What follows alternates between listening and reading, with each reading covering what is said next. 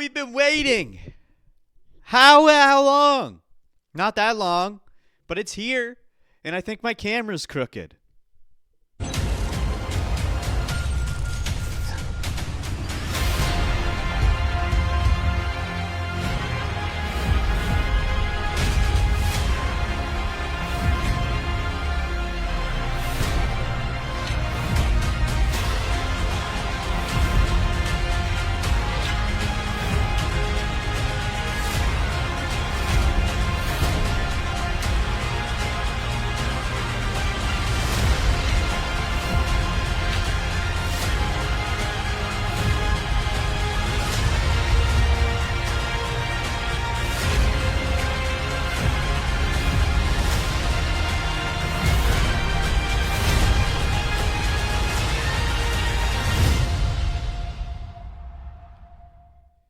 It's always worth a copyright claim.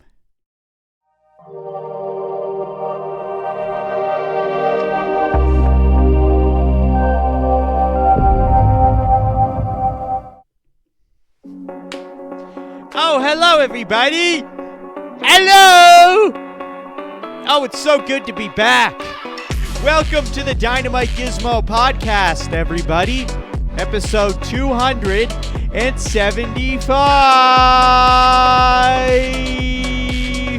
It's episode 275, ladies and guys.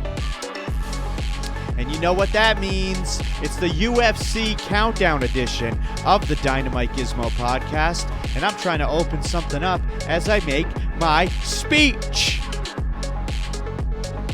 Because you know how we flow around here. We're going to talk everything and all things UFC 322 related, because that's what's happening this weekend, you motherfuckers.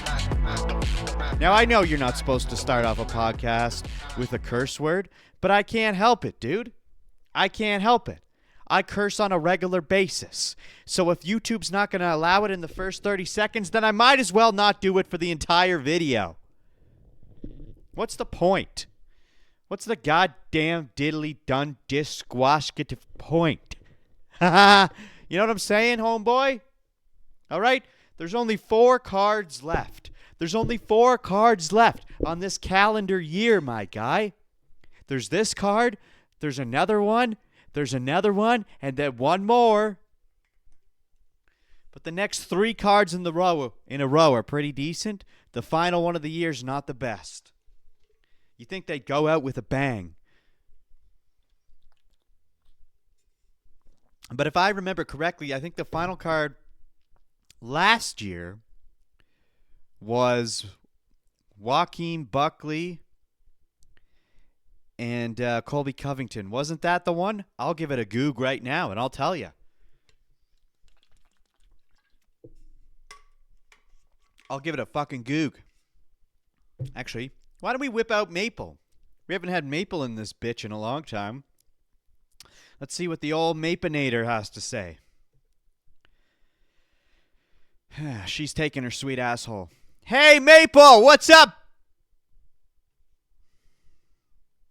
Hey, Justin. Not much. Just here and ready to help out. What's up with you? I have a question. Absolutely. Hit me with it. I'm all ears. But before I get into the question, I just need to let your black ass know that you're on the DynamiteGizmo podcast right now. Oh, we're rolling on the DynamiteGizmo podcast. Got it. No pressure. I'm ready for whatever question you got and happy to be part of the show. What was the very last UFC card of 2024?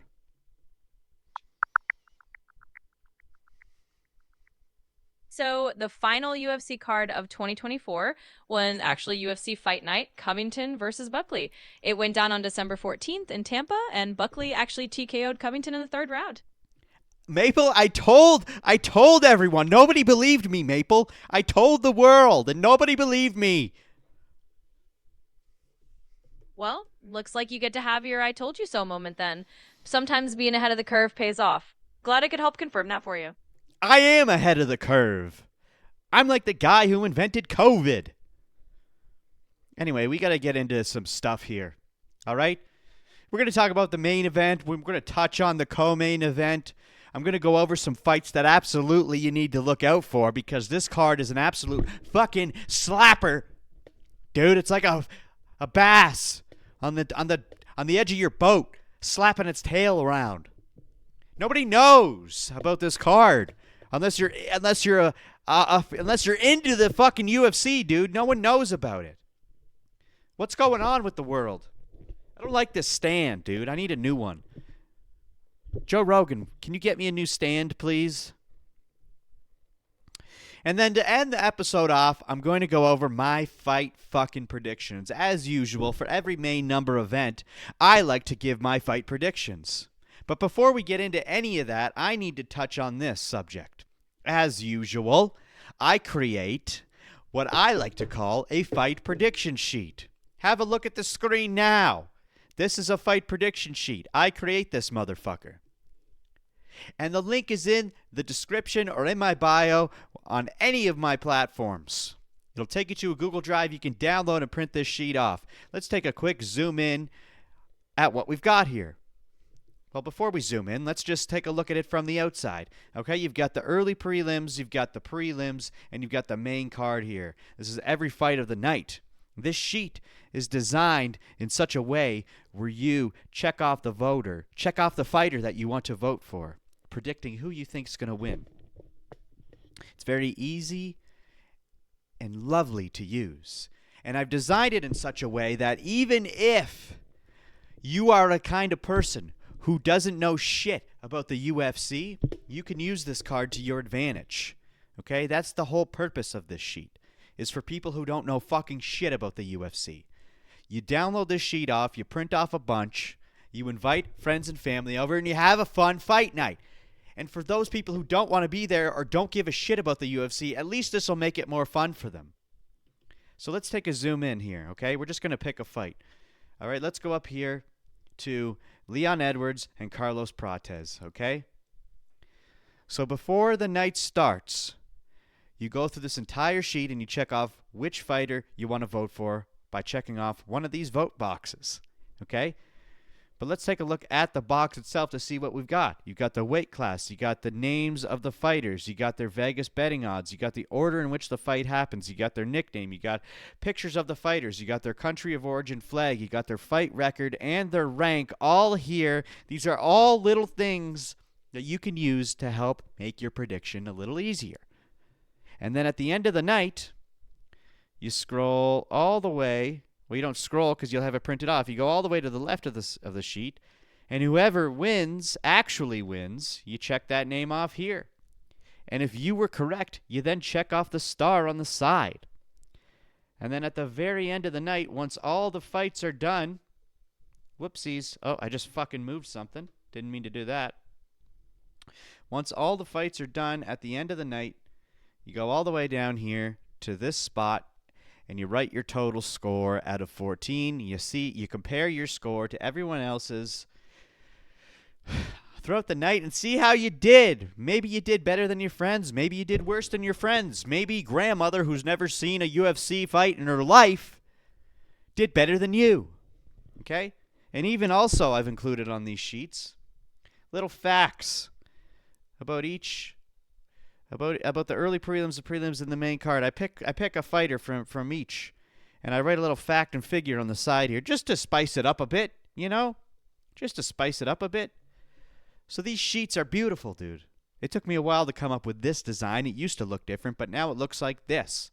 So go ahead, click that link in the description or in the bio, and download this, print off 1 million copies, and have yourself a fucking fun fight night. Even if you don't have a fight night, you can use it for yourself, okay? Maybe you just want to keep track of your bets throughout the night. You can also use that sheet for that. And I forgot to mention one other thing. See these blank spaces underneath each? They're little notes sections. You can write notes in here. There's even room over here you can write notes. Because we all like to take notes. At least I do. Anyway, go ahead and get it. It's free, I forgot to mention. It's completely free. No charge. Okay? I'm not charging you shit for that. So get it, download it, and enjoy it, dude. All right? And okay, let's get into UFC 322 because we need to talk about this card. Absolutely bang-a-rang of a card, dude. Exciting. It's an exciting way to end off the year. Not quite yet. Like I said, we've got 3 more fights, and we still have one more main number event after this, which is also going to be a banger because it's Merab Dvalishvili. But we're not talking about that. We're talking about UFC 322, okay? UFC 322. I got this stat from a fella by the name of Ovin Vitanaj on X. And he pointed out that UFC 322 will feature 26 fighters that include the following stats. 21 will be coming off wins, 14 on win streaks, 9 on 4+ win streaks, 4 on 4-1 in their last 5 fights. 5 fighters are 9-1 in their last 10 fights, 3 undefeated, 6 unbeaten in the UFC. The quality of this card is insane. There is a lot to talk about, but I'm not going to even be able to touch on I'm only going to be able to touch on a little bit of it. Do you understand? God damn it, all right? Now I like to always there's always a little bit of artwork that goes into the UFC main number events. Every main number event, the UFC posts their artwork by whoever does it. I don't know if it's the same person every time. No, it's not. It's someone different every time. And this is UFC 322's. Isn't that nice? I wish they would use these artworks as the actual poster. Because that's amazing. That's wonderful. I wish I could do art. It'd be nice. All right? Now, Islam Makhachev, as Chael Sonnen would like to say, and Jack Della Maddalena had themselves a face-off earlier this week. Now, for those who don't know, they're fighting in Madison Square Garden. Madison Square Garden in New York City. And it is the, 10th year anniversary or something. Nah, it's more than that. There was, in 2016, I believe it was, you weren't allowed to have fights. You weren't allowed to have combat sports fights. I don't know about boxing, but at least mixed martial arts, you were not allowed to have them. In New York. Once they changed those regulations, Conor McGregor was the first card against Eddie Alvarez way back in 2016. He debuted that. What a perfect way to debut MMA fights into New York. And from 2016 all the way back till I think it was 1998 or 1997, you could not have mixed martial arts fights. They had it like when UFC was first started, and then they banned it in 98. And then it would continue to be banned until 2016. How fucking crazy is that? But now we're back. And as you can see, JDM and Islam Makhachev had themselves a little face-off in a big building with the New York City skyline behind them.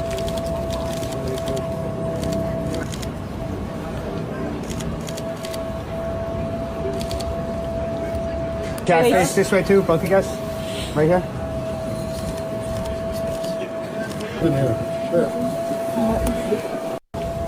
Now there was other shots of this.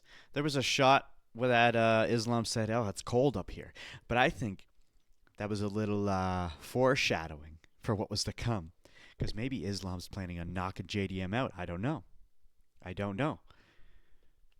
But there's also another stat about UFC 322, and that is this. UFC 322 will be the first event where both challengers in the main and co-main event have vacated their titles and are fighting up a weight class. Okay? So the 4 fighters in the co-main and the main all have belts. But both events, both fighters have vacated and moved up. So there's belts. There's just belts everywhere, dude. It's just so many belts. This card has been slept on. It was announced and people were excited, but no one really showed interest. The UFC is not promoting it. And the casuals, or the people who barely watch UFC, or the people who only watch it when something's good's going on, they don't even know about this. We need to spread awareness of this card. This is a fan-fucking-tastic card, my dude. It's a fan-fucking-tastic card. Anyway, we're going to start off by talking about the main event, specifically the two main motherfuckers in the main event. I'm going to go over Jack Della Maddalena and Islam Makhachev. All right? But we're going to start with Jack Della Maddalena. Can I switch? I got to switch these around. 1 second here. How do I undo this? Jack Della Maddalena. Okay. Aha. That's better. Sorry, a little technical difficulties. I'm sorry, I'm running the show by myself, dude. All right. Speaking of Jack Della Maddalena. I don't think that's actually insane. And I don't like Eminem. Had that one in the chamber ready to go. Let's get into this. Jack Della Maddalena has officially been in the MMA game for over a decade. Sorry, for a full decade. He had one amateur bout in 2015, which he won, before turning professional the very next year. And his pro career didn't start smoothly. He lost his first two fights back-to-back in 2016, but from that moment on, he's never lost again. Not once. His professional record now sits at 18-2-0, and those two losses early in his career, i.e. the beginning of his career, are the only blemishes that he has. He's 18-2-0. And again, those two losses were his very first fight and his very second fight. Other than that, never, ever lost again. Can you believe it? Jack's first professional fight came against a guy named Alden Bates in Eternal MMA, one of Australia's premier martial arts promotions. Bates handed him that first defeat, but years later, after Della Maddalena captured the Eternal MMA welterweight title for the second time in 2020, after defeating Kevin Josett, who, by the way, is currently in the UFC as well. He got his revenge. Jack Della Maddalena faced Alden Bates once again, defended his title successfully, and closed his Eternal MMA run with a statement win. Okay? I have a little clip here. I'd love to ask you about... Whoopsies. And this clip is from an interview by... Don't know. He doesn't say. Wait. Oh, this is the spinning back fist. Is this the spinning back fist? I think this was a spinning back fist podcast. Let me see here. I just want to... All right, welcome back to the Spinning Back Fist MMA. Yep, it is. Okay. So there's a clip in the Spinning Back Fist podcast where they were interviewing Jack Della Maddalena, and he's talking about his revenge on his first loss in his professional MMA career.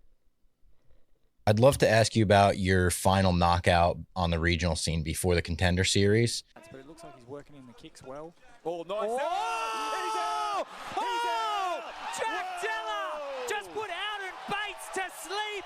It was redemption, right? You were avenging the first loss of your MMA career, the only knockout loss of your MMA career, TKO loss. Yeah. And it is one of the most stunning, like, still picture-perfect knockouts you could ask for. Yeah. What was that like? I mean, it was obviously, that was a first loss. That was a fight that I knew I wanted to get that guy back so badly. It was like festering for years. Yeah, it was festering for years. It really was a fire inside me. And it all just came down to that moment. I knew I could get him, and it was a good way to end my my regional scene sort of career. See, that is insane, Jack Della. Look at how he folds.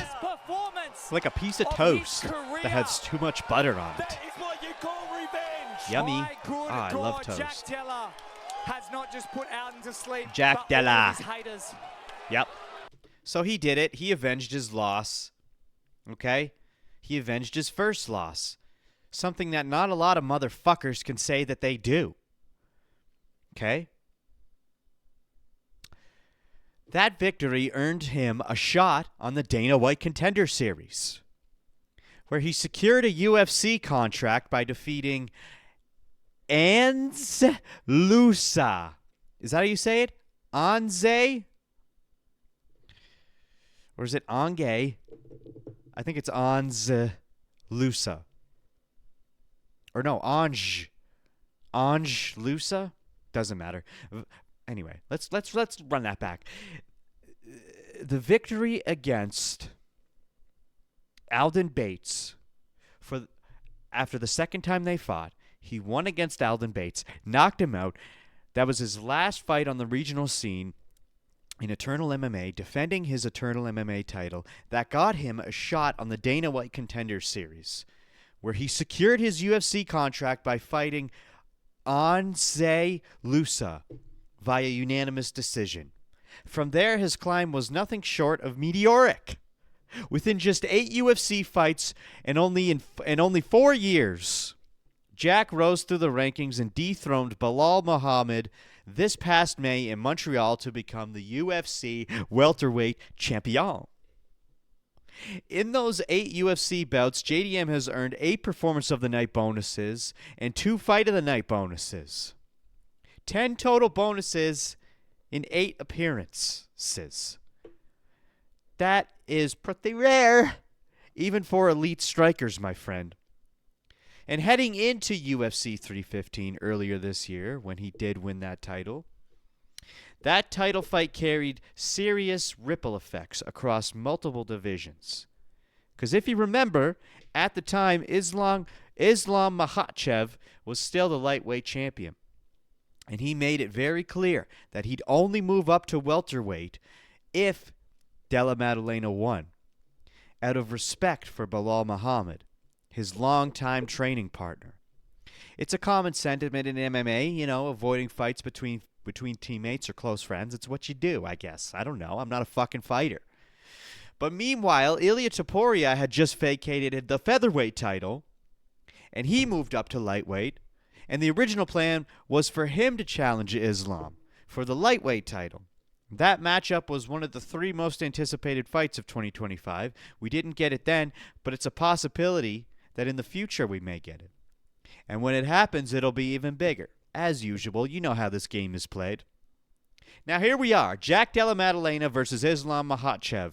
A true champion versus champion super fight.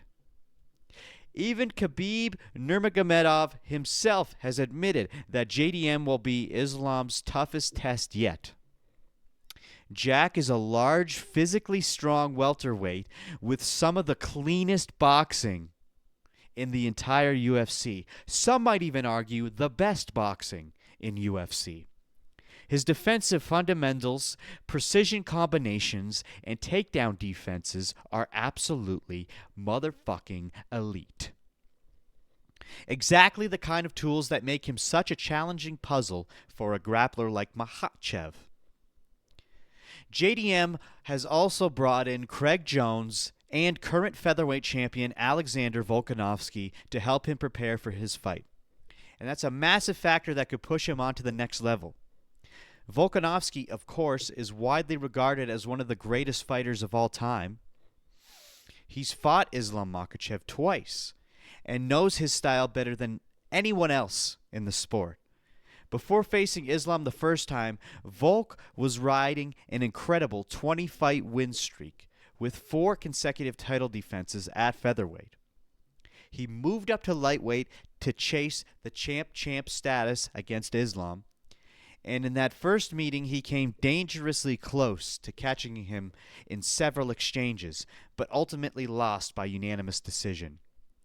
Afterward, he returned back down to featherweight, unified the belt against Yair Rodriguez, and later stepped back up to lightweight on short notice for a second fight with Islam, where he was stopped in the first round. If there's anyone who truly understands Islam's timing, pressure, and grappling systems, it's Alexander Volkanovski.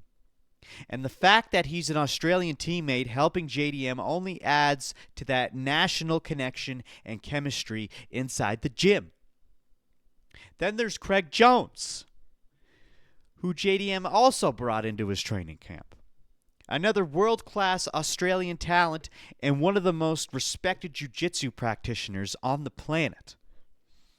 He's rolled with and coached some of the best grapplers in the world and recently launched his own BJJ organization aimed at giving athletes more financial opportunities and exposure in the sport. So having both Volkanovski and Craig Jones in his camp gives JDM a major advantage. Between Volk's first-hand experience against Islam's game plan and Craig's elite grappling expertise, JDM is surrounded by two of the sharpest minds in modern combat sports. That combination could be key to unlocking the puzzle that no one else has been able to solve, i.e. Islam Makhachev.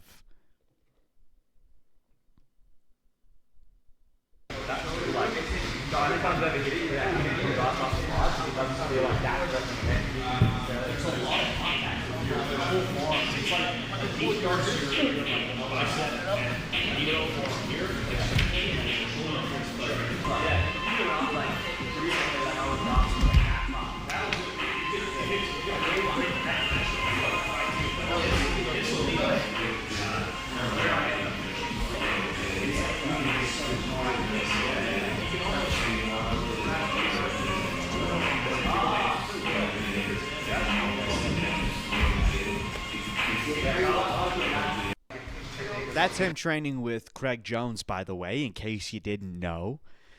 But you should know, because everybody knows Craig Jones nowadays. Everybody does. He's a funny little lad. Anyway. And part of what built that toughness is where he comes from. Okay, which is another factor we need to consider when looking when we're looking at JDM and Islam. Okay? Now, when we're talking about JDM specifically, like many Australian fighters, Jack grew up playing rugby, a sport that translates incredibly well into MMA. Rugby develops mental toughness, endurance, explosiveness, and quick decision-making under pressure. It also teaches body control, balance, and leverage, all key components in striking, clinch work, and grappling exchanges. It's no coincidence that a lot of successful Aussie fighters share that background. This matchup is massive, not only because of the stylistic clash, but because there aren't many big cards left this year. So if you're a fight fan, seriously, I said it before and I'll say it again, tune in to UFC 322 at Madison Square Garden this Saturday. It could easily be one of the most defining moments of 2025. And let me ask you this to end off this Jack Della Maddalena segment. If Jack Della Maddalena manages to stop Islam Makhachev, a man who's dominated nearly everyone he's ever faced, do you think it officially marks the start of the Aussie era in MMA? Or is Islam's grappling just too much for anyone, no matter the division, and JDM is fucked?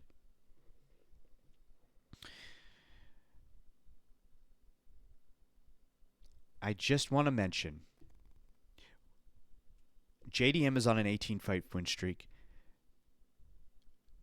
Islam Makhachev is on a 15-fight win streak. Just keep that on your back burner, please. Please keep that on your back burner.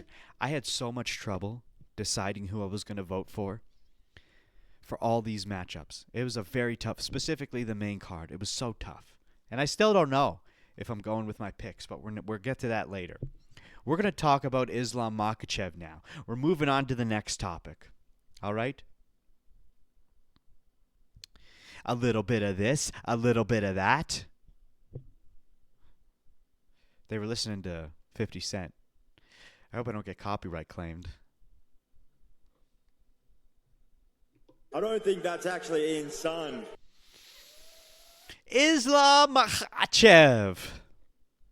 This man could very well be completely undefeated if it wasn't for one thing. These Dagestani fighters are built different across the board. They sacrifice everything for this sport. Their culture revolves around discipline, faith, and total commitment to MMA. Training non-stop. Eaty, sleepy, trainy. That's the Dagestani way, according to Islam himself. Now, earlier this year, I don't know if you remember, but Khabib Nurmagomedov, Islam's coach and former UFC lightweight champion, did an interview with ESPN where he explained exactly why their fighters are so elite. And it all boils down to one thing and one thing only, and that is especially with sacrifice.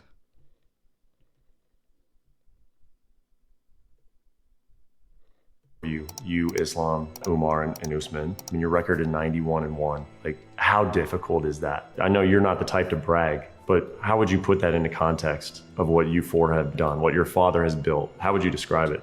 I can describe this in one word: all about sacrifice. People talk about discipline, but sometimes discipline is not enough.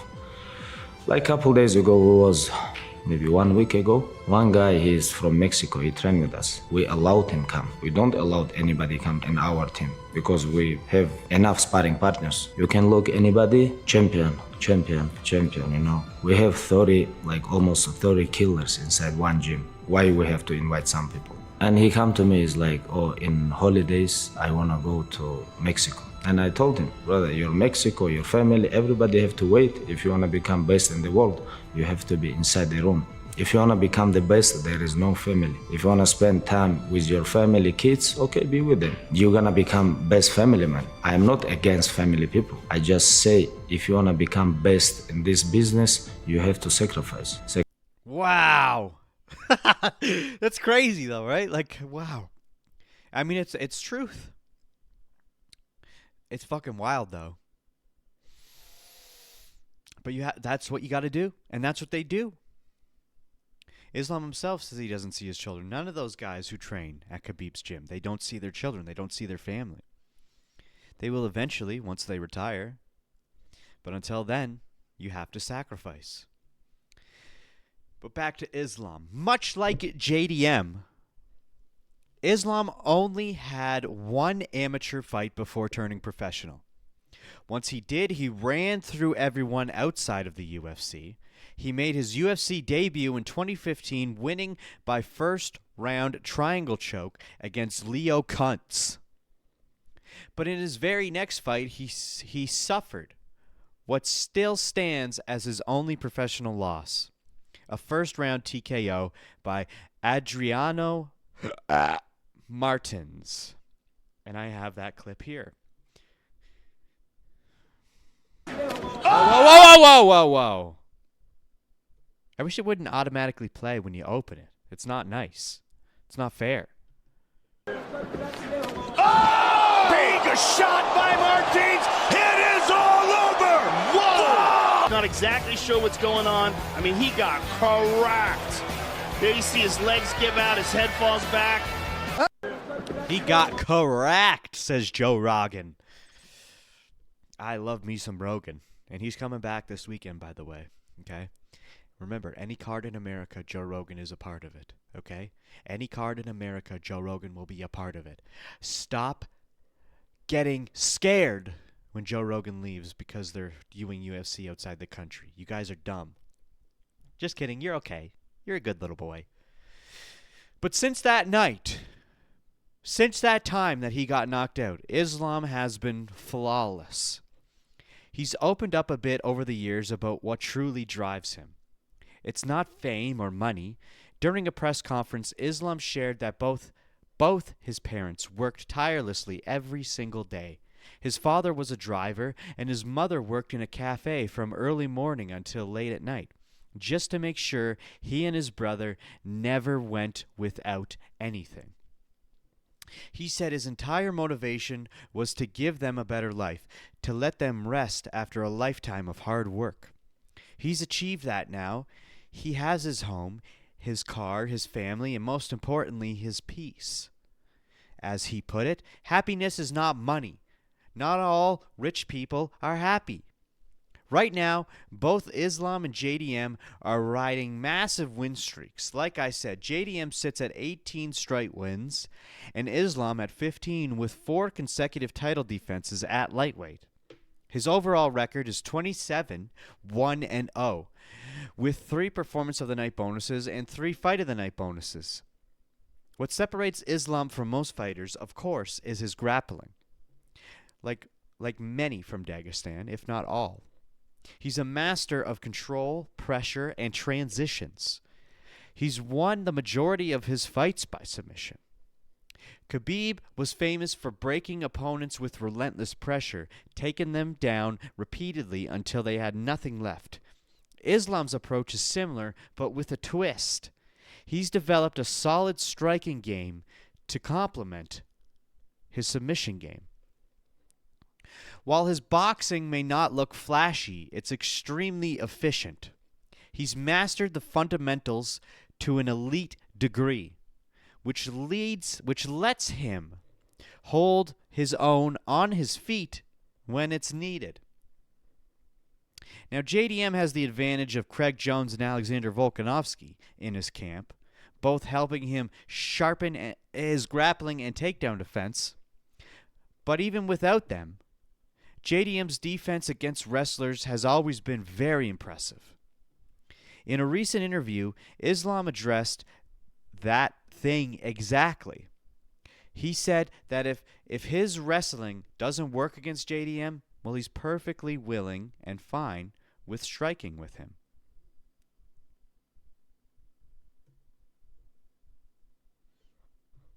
Where maybe he don't have good wrestling defense, but his grappling is good. He defends, he get up from the grappling very, very well. That's why I'm prepare myself for anything. I can strike with him, I can wrestling with him, grappling with him, but I know he also training hard for me because his last opponent, Bilal, we have not same style, but Bilal also tried to wrestling, but he defends his wrestling very well. That's why I have to be ready. If he stop my wrestling, I'm gonna try again. If not happen, I will strike with him. If not happen, I will strike with him. Oh, we're frozen. Isn't that nice? Let's just give it a moment for it to unfreeze. Oh shit, it closed. Did I close it? Ah, we're back, Bartleby. Ah, that was scary. It's scary when that happens. Anyway. Another key thing to remember. Islam has spent his entire professional career fighting at lightweight. UFC 322 marks his first ever fight at welterweight, while JDM has competed at welterweight his whole career. And he's naturally big. He's a strong guy for the division. Some expected Islam might look undersized moving up, but that hasn't been the case at all. Recent footage shows him looking absolutely fucking massive, which I got a clip of that here too. Da da da da da. That's big. Delicious. Nice, isn't it? And then it just shows Umar. Not Umar. Is it Umar? Not Umar. Usman. And also, speaking of strength, just last month at UFC 320, Khalil Roundtree Jr. set a new record for grip strength, measuring 157 pounds. And Alex Pereira was somewhere around there too. But then Islam just did it, and he broke both their records with 161 fucking fuck me pounds. All right? Look. ESPN got him to squeeze the motherfucker. 161. Huh? Okay, this guy's got the strength of a goddamn gorilla. And he looks like one too. Now, some people will point out that grip strength didn't exactly help Khalil win his fight, and that is true, but neither Khalil nor Yuri took the fight to the ground. Islam will. And when you're talking about clinches, wrist control, and submission, that level of grip strength really fucking matters. Earlier this week, Islam also did an interview with Aiden Ross where he mentioned that he'd like to fight Ilia Topuria in 2026. Okay? So let's just watch this first, and then...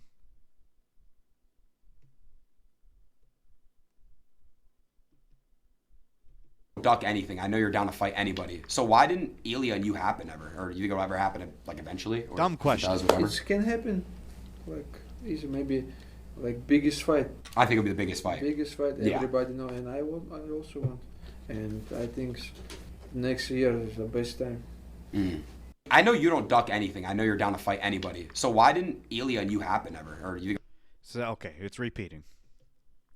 But why did he ask it like that? It's like, why didn't you and Ilya... Well, because he changed weight classes, Aiden. Listen, don't get me wrong, Aiden's all right, but he's not smart. Like, he says dumb shit, dude. He really says dumb shit.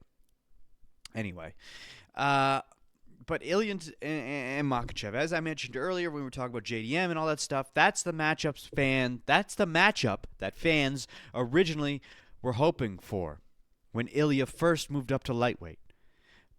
But everything now depends on how this fight with JDM plays out. The same thing that we thought when JDM fought Bilal. What's going to happen to Islam? If Islam loses, it makes perfect sense for him to drop back down and reclaim his lightweight title. But if he wins and becomes the welterweight champ, he's likely staying to defend that belt. However, though, imagine if the UFC let him chase something even bigger. What if Islam could hold on to his welterweight title and still fight Ilya at lightweight for a chance to become a simultaneous double champ? I know Dana doesn't want to do that, but with the upcoming White House card confirmed, this could be the perfect time to make a monumental fight like that happen. Something historic. Something never ever seen before. I know we've seen simultaneous champs before, but not at the White House. And who knows? Maybe Ilya even moves up again to challenge for a third title. Something that has absolutely never happened in MMA history. Okay, but that raises the big question. Is Ilia Topuria really willing to go up one more division? All right, we could see a thing at the White House where John Jones and Alex Pereira fight, meaning that Alex Pereira could have an opportunity at 3 titles, and then Ilia Topuria moves up to welterweight, and he also could have a chance at 3 titles at the White House. Like, oh my fuck, could you imagine? Woo, that would be fucking wild. But let me ask you this. If Islam beats JDM and becomes a 2-division champion, do you think he should chase greatness by defending both belts at once? Or should he focus on dominating one division like most people do? I don't know, dude. We're going to move on to the next final segment before I do my fight predictions, and that is we're just going to touch on the co-main event. Actually, after this segment, then we'll touch on some other things, and then we'll do my fight predictions. But let's talk about Shevchenko and Zhang Weili. People outside the hardcore MMA community are really sleeping on this card, as I said. Really fucking sleeping on this card. You need to wake up, people. Or they're just straight up not aware of it. People aren't aware that this card's happening. And honestly, that's the UFC's fault. Because they do absolutely fucking nothing to promote fights anymore. Dana. But let's be real.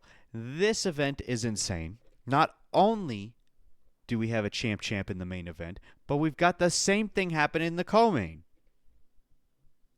Now, yeah, technically 2 of the 4 fighters vacated their previous titles to move up, but they were still champions the second they stepped out into these matchups. That's as high level as it gets. And it's at Madison Square Garden. In the co-main event, we have Valentina Shevchenko versus Zhang Weili. 2 absolute monsters in women's MMA. Zhang was the former strawweight champion, defending her belt 3 times before moving up to flyweight. She actually first won that title back in 2019 and defended it once before losing it, then regained it later and kept dominating. Zhang has proven she can hang with anyone in the world, except Rose Namajunas, who has been her kryptonite so far, and her only kryptonite. I guess kryptonite means that's the only thing. I don't know. Anyway, then you've got Valentina Shevchenko. She's one of the most accomplished female fighters, maybe fighter in general, on the planet. Her background is ridiculous. Dozens upon dozens of amateur and professional kickboxing and Muay Thai bouts. Way before even getting into UFC or MMA. Okay? But she joined the UFC in 2015. She beat Holly Holm and Juliana Pena and earned her first title shot against Amanda Nunes. She came up short in that one, but a year later she got another opportunity, this time against Joanna Jędrzejczyk. And that's when everything changed. Valentina won that fight, claimed the flyweight title, and went on a 7-fight title win streak as a champion before losing to Alexa Grasso in the 4th round by rear naked choke. So they ran it back, they rematched, and it ended in a draw. So then they ran it back again at the Sphere last year, where Valentina reclaimed her belt with a unanimous decision win. And just this past May, on the same card where JDM won his welterweight title, Valentina co-mained against Manon Fiorot and picked up yet another unanimous decision victory. That win made history. Why? Because she became the first fighter ever to complete all 8 rubies on the UFC championship belt. I'll show you that here. La la la la la. You see, on the belts, you get these 8 rubies that wrap around this little fucking gold piece here that sticks to your belt. And it tells you where the event was and when it was, where it was. She got all 8. Okay? Now there's another one of these on the other side of the belt, because I know what you're thinking. Like, well, what if you'd have more than 8? Well, there's another one of these. You can get up to 16. What if you have more than 16? Well, maybe they'll add another one. I don't fucking know. But she's the first ever to do that. Okay? Now, Chael Sonnen mentioned something that was really interesting on Ariel Helwani's show earlier this week. Even though Valentina has had over 11 fights with 8 successful defenses, 11 title fights with 8 successful defenses, and now holds the distinction of being the first champion in UFC history to earn all 8 rubies, only 2 of those title fights have ever headlined an event.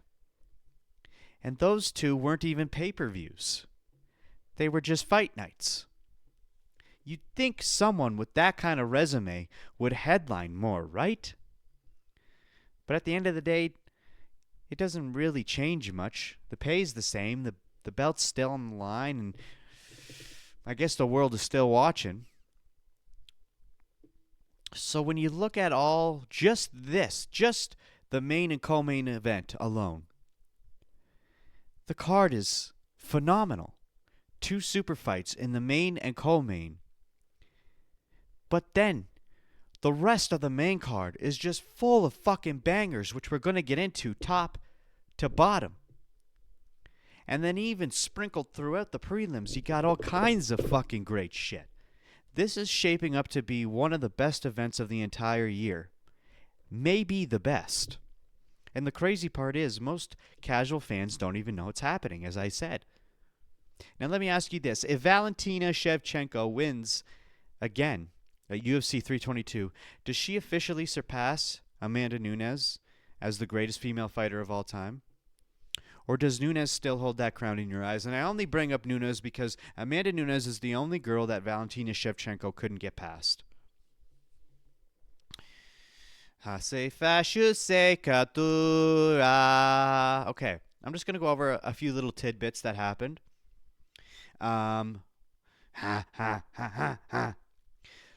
So, let me pause this. So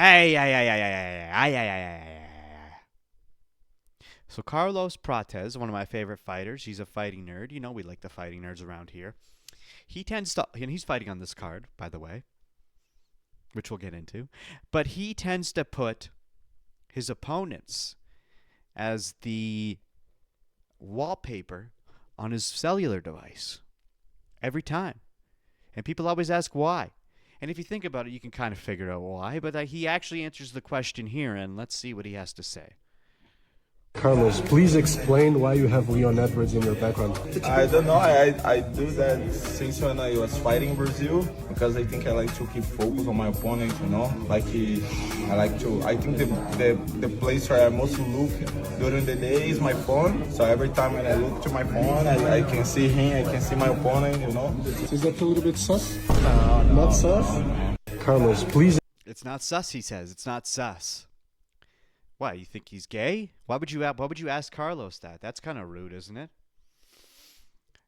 We also have Michael Morales on this card. Now, a lot of you might not even know who Michael Morales is because he is not known at all. But this guy is 18-0. He's on an 18-fight win streak. Not only is he 18-0, he's never lost, ever. Not once. And this was the fight that really sent him over the edge when he fought Gilbert Burns earlier this year and won. Once you get this space taken away, you don't want to lose it, and he lost it. Oh, that was fast. There's a big shot. This could be it. This kid is for real. And Gilbert Burns trying to survive the heart on this man. This is good. It's over. That gold remains unblemished, and the Now, I wasn't really familiar with Michael Morales before this fight, but I tell you what, when I saw him cream Gilbert Burns like that, I said, okay, this guy's on my radar, and here he is, back in action. Back in fucking action. All right? And, you know, he's always been known for that nice red hair, but he's changed it up a bit now. He's got the white going on with a little heart and a squiggly line in there. Looking good, dude. Looking like a sexy Mexican, even though he's from Ecuador. UFC has changed, Venom has changed their fight gear designs, which we'll get into it after I show you this. Do I even need to show you this? It doesn't matter. Islam has a black eye going into this fight. And most people have fucking eyes. Anyway. Whoops. So I got two here. So let me show you the first one here. So this is the design of the new fight gear for Venom. All right? And everybody's hating on it as usual. They all think it's ugly. They think it's basic and blah, blah, blah. Again, I like it. I think it looks fucking good. But people just always got to hate on these designs. I don't get it. All right? But here's Tracy Cortez showing it off. Like, God. What the heck? She's goddamn. God damn it, dude. And by the way, she's fighting this weekend as well. Like, hallelujah. We had Mackenzie Dern last time, and now we've got Tracy Cortez. Like, delicious. Absolutely fucking delicious. Okay. All right, so now I'm going to get into my fight predictions, okay? With the... Hold on here.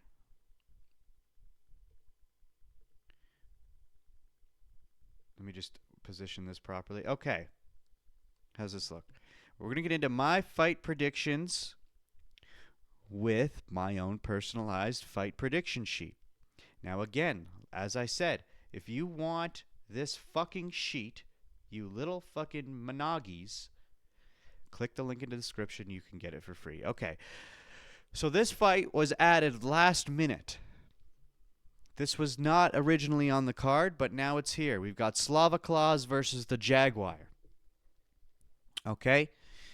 Slava Claus has been in it for a little bit, not too long. Jaguar's pretty fresh, but Slava Claus is not very dominant. So that's why I'm going for... Ah, shit. Ah, shit. Ah, shit. Ah, shit. Fuck. Where's it at? Oh, my goodness. Oh, maybe it's this way? Aha. Got it. So that's why I'm going for the Jaguar, okay? He's also the favorite, Brazilian. I think he's going to absolutely cream Slava Claus. I know it's the holiday season, but Santa Claus, you got to ride your ass back to the fucking North Pole, dude. All right, next fight of the night. This was originally supposed to be the first fight of the night, but look who we got. We got Susarkayev back against Makhachev. Now, there's not really much I can say here because I don't have to. The betting odds not only speak for themselves, but if you remember, Susarkayev fought on UFC 319. And that was when Khamzat defeated Dricus. Now, Susarkayev is Khamzat's training partner. And literally 4 or 6 days prior to Khamzat fighting DDP, Susarkayev won on the Dana White Contender Series. And he has the shortest turnaround time in UFC history. 6 days later, I have it written right here, actually.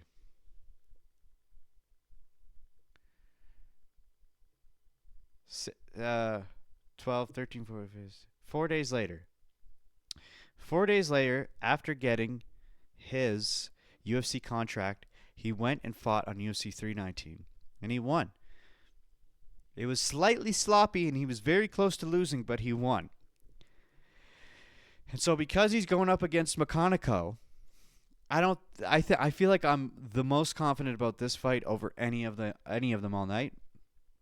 So I'm going to go for Susarkayev, okay? Now we've got Hill versus Klein. This is, again, there's not much to say here. Klein is younger. She's hungry. She's good. 8-1. She's going to absolutely cream Hill. I guarantee it. Put money on this fight. Klein's taking it. No doubt in my mind. We've got Sabatini versus Mariscal. Guys have been in it for a bit. This is actually a really close matchup. I'm not sure who I would pick originally, but I think I went with Machine Gun Mariscal, and I did. And that's who I'm sticking with. Unless things change, I might go with Sabatini. He is the favorite, but I think I'm going to go with Mariscal in this. Okay? I need a few underdog picks. I can't just go for favorites the whole card. Because as good as they look, you don't want to do that. So I'm going for Mariscal. Then we've got Dukas versus Mearshart. Mearshart hasn't been looking great lately. He's all right. But we got the Darce Knight here, minus 450. He's a cream boy. I'm not familiar with him that well, but when I looked into his fights, that's the one that I wanted to go for. Okay? Now, again, a no-brainer. All right? Malcolm Willmaker. You know how much I love this guy. Another up-and-coming prospect. This is his 4th fight in the UFC. Or, sorry, 3rd. Or 4th. I don't know. But he has been getting round 1 right hook knockouts back to back. He's had 3 of them so far, or 4. And I want to see him rise. I want to see him rise, and I want to see Peyton Talbot. Him and Peyton Talbot are the 2 biggest prospects in the bantamweight division right now. They both have been in it for about the same amount of time. Peyton Talbot was undefeated, but he now has that 1 loss, whereas Malcolm Wellmaker is still undefeated, 10-0, 3 back-to-back round 1 KOs. So let's see this boy do his thing. All right? So I'm going for Malcolm Wellmaker. Tracy Cortez versus Blanchfield. Blanchfield was supposed to fight earlier this year, but she headlined against, I don't remember who it was, but the person she was against fainted right before the main event, and they could not fight. And that was the worst card of the year. Not only because of that happening, but the entire card was full of slouches. Now, I'm not saying she's bad because she's good, and she very well could win this. But I'm simply going for Tracy Cortez because I think she's hot. That is the only reason why. Well, she is good too, but oh fuck. God damn it, where's my check mark for this? God damn it, Tracy. Where is it? Oh, it's all the way down here. That makes a whole lot of sense now, doesn't it? Okay, Tracy. Oh, shit. Well, you saw my answer for that one. Kopylov versus RoboCop. This is also a tough pick. The odds are, not that different between the two. This literally could go any way. I have no idea. But again, it's one of those ones where it's like, if it can go either way, I'm going to pick the underdog on it. But I could easily see RoboCop finishing this. But I'm going to go for Kopylov. And let's see if it goes that way. Now, this one was tough. Okay? Bo Nickel, another prospect. And for some reason, the UFC is pushing him like a motherfucker. Okay? Very good wrestler. Division, D1, whatever the hell it's called. Great wrestler. 7-1. He was undefeated until he matched with RDR a few months ago. Vieira's, he's a matchup, but he's not someone who I would think would absolutely crush and cream Bo Nickel. I don't know how I feel about Bo Nickel. I really don't. I wanted to be on his side. I wanted him to be a dominant force. But there's something in my head that's telling me that this might be the downfall of him. I think he had potential, and I don't know if he still does. And if it wasn't for him going up for Vieira, I wouldn't have picked him. But because he's going up against this guy, I think this is going to prove if he can stay in it or not. Because he's going to be very hungry based off that loss. That really changed him. And I think he's focused and dedicated right now to win this. And he's got an opponent who's not terribly hard to go against. And so because of that reason, fuck's sakes, I should have put these in order. Where is it? There we go. I'm going for Bo Nickel. All right, now we're on the main card.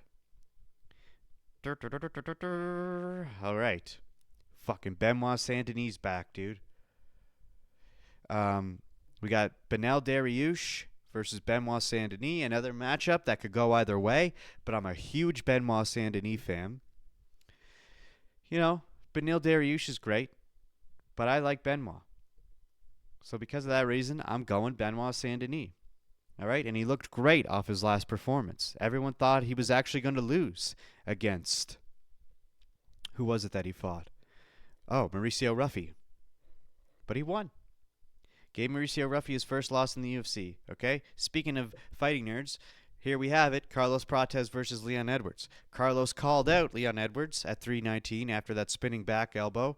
The redemption after his loss against Ian Gary. And here he is fighting Leon Rocky Edwards. Now, I don't think this could go either way. I think Leon had potential, and I don't know if he has any more.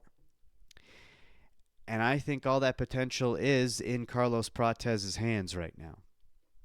And I think he can win this one. And I think he will win this one. If Leon decides to take Protez to the ground, things might get a little dangerous. But I think even if he does, Protez will get out of it. And he will come back and win by knockout. So I'm going to go for Carlos Protez. Now, this was a very hard pick for me. We got Sean Brady versus Michael Morales. Whew, it's tough because Michael Morales is a KO artist. But Sean Brady is a submission queen. And I thought about this. You know, then even look at their fight records. Sean Brady's 18-1. Michael Morales is 18-0. Similar age. Betting odds aren't too spread apart. Michael Morales is the underdog. And I want Michael Morales to win, and I'm very close to picking Michael Morales. But I really think Sean Brady's going to get Michael Morales to the ground, and he's going to suffocate him the same way he did with Leon Edwards. And it's a tough choice, and I'd be happy if Michael Morales wins, but I think I'm going with Sean Brady. So that's what I'm doing. All right, co-main event, Shevchenko versus Weili. I still don't know who I'm picking. And I picked Shevchenko, and the more I think about it, I think I'm going to switch to Magnum or Weili right now. I'm going to switch right now. I'm going to switch. I don't care. I'm going for Weili. I'm switching it. Okay? It's not locked in until the fight happens. So I'm going with Weili. I'm sorry. I'm going for Weili. I love Shevchenko, and her record's incredible. But I got to go for Weili on this one. And then Della Maddalena versus Makhachev. A lot of people are going for Della Maddalena. A lot of people are going for Della Maddalena. And I understand. And I was going to as well. He's big. He's been in welterweight. He's a fantastic boxer. His takedown defense is unbelievable. Look what he did against Bilal. He can absolutely stuff Islam's takedowns and then fucking beat the shit out of him. Islam was always at lightweight. He's smaller than JDM. His boxing is good, but it's basic. He understands the basics to an elite level.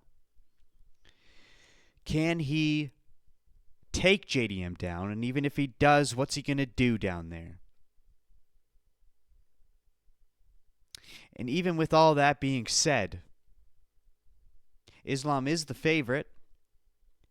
Islam is part of Khabib's training camp. He has sacrificed his whole life to do this. He's only lost once. And that one loss was early in his UFC career. And some would even argue that it's a contentious loss because he wasn't actually knocked out. And they could have kept going. And Islam probably would have won if they would have kept going. And collectively, across the Dagestani board, they're almost fully undefeated. Now, I'm not trying to suck on Dagestani's assholes here, as most casuals do. But I sat here and I really thought about it. I really thought, do I want to go for JDM? Because at first I thought, I'm just going to do it. I'm just going to go for JDM. Why the fuck not? It's JDM, dude. It's JDM. He's the welterweight champ. He's an elite boxer. He can stuff any takedown that comes his way. What else more does he need? But then you really think to yourself, but it's Islam. It's Islam Makhachev. It's Islam. How can we vote against Islam? How can you vote against Islam, dude? You can't. You can't vote against Islam. So I had no choice. But I have to go for Islam. Will I be happy if JDM wins? Yes. But do I think Islam takes it? I think he does. I think he does. And I don't know. I don't know. This was one of the hardest cards for me to vote for. It was one of the hardest ones. Okay? Even Sean Brady and Michael Morales, even Edwards and Protégé, even Dariush and Saint-Denis. But those are what you see right now, those are my locks. Unless something happens between now and Saturday that allows me to change my mind, that's what I'm picking. So remember, this is one of, if not the best cards of the year. Please, for the love of God, tune in this Saturday, whatever time it starts for you. You got to look it up. Okay? Right off the bat, we got Susukaya versus Makano. It starts off strong. Okay, but anyway, like, comment, subscribe, hit the bell. I hope you enjoyed this, and I'll see you in the next one. Bye!